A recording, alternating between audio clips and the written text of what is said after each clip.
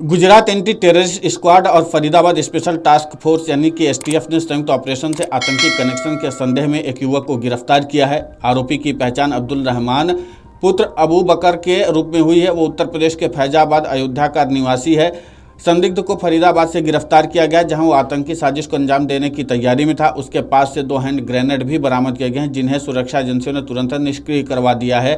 Police के मुताबिक गिरफ्तार संदिग्ध अब्दुल रहमान पाकिस्तान की खुफिया एजेंसी आईएसआई के संपर्क में था और उसे अयोध्या के राम मंदिर पर आतंकी हमले के लिए तैयार किया गया था। जांच में खुलासा हुआ कि रहमान कई कट्टरपंथी जमातों से जुड़ा हुआ था और फैजाबाद में एक मटन शॉप चलाता था। सुरक्षा एजेंसियों को मिली जानकारी के अनुसार राम मंदिर निर्माण के बाद पाकिस्तान आईएसआई ने भारत में बड़ी आतंकी साजिश रचने की योजना बनाई थी, जिसमें अयोध्या स्थित राम मंदिर को निशाना बनाने का प्लान था। जांच में यह भी सामने आया कि अब्दुल रहमान पहले भी कई बार अयोध्या के राम मंदिर की रेकी कर चुका था और उसने वहां की सुरक्षा व्यवस्था से संबंधित महत्वपूर्ण जानकारी आईएसआई को साझा की थी। आतंकियों का मकसद राम मंदिर पर हैंड ग्रेनेड से हमला कर बड़े पैमाने पर तबाही मचाना था। इस ऑपरेशन को अंजाम देने में गुजरात एटीएस की अहम भूमिका रही और एटीएस को इनपुट मिला था कि एक संदिग्ध आतंकी भारत में सक्रिय है, जो आतंकी संगठन के निर्देश पर किसी बड़े हमले की तैयारी में जुटा हुआ है। इस जानकारी के आधार पर गुजरात एटीएस और फरीदाबाद एसटीएफ ने जाल बिछा और संदिग्ध आतंकी को गिरफ्तार कर लिया। जांच के अनुसार फैजाबाद से ट्रेन पकड़कर अब्दुल रहमान पहले फरीदाबाद पहुंचा था, जहां उसे एक हैंडलर ने हैंड ग्रेनेड दिए थे। योजना थी कि वो वापस ट्रेन से अयोध्या पहुंचे और वहां पर हमला करे, लेकिन इससे पहले सुरक्षा एजेंसियों को इनपुट मिल गया और एटीएस और फरीदाबाद एसटीएफ ने संयुक्त कार्रवाई कर रविवार को अब्दुल रहमान को दबोच लिया।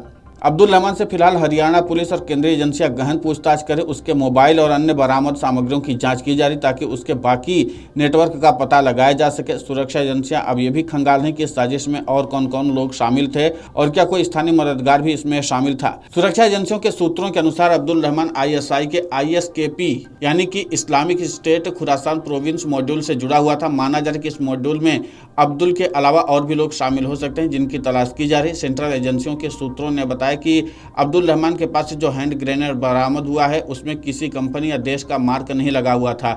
इसे आशंका जताई जा रही है कि हथियार स्मगलिंग के जरिए अब्दुल तक पहुंचाया गया था। इसकी गहन जांच की जा रही है कि यह हैंड ग्रेनेड कहां से आया और इसमें कौन कौन लोग शामिल थे।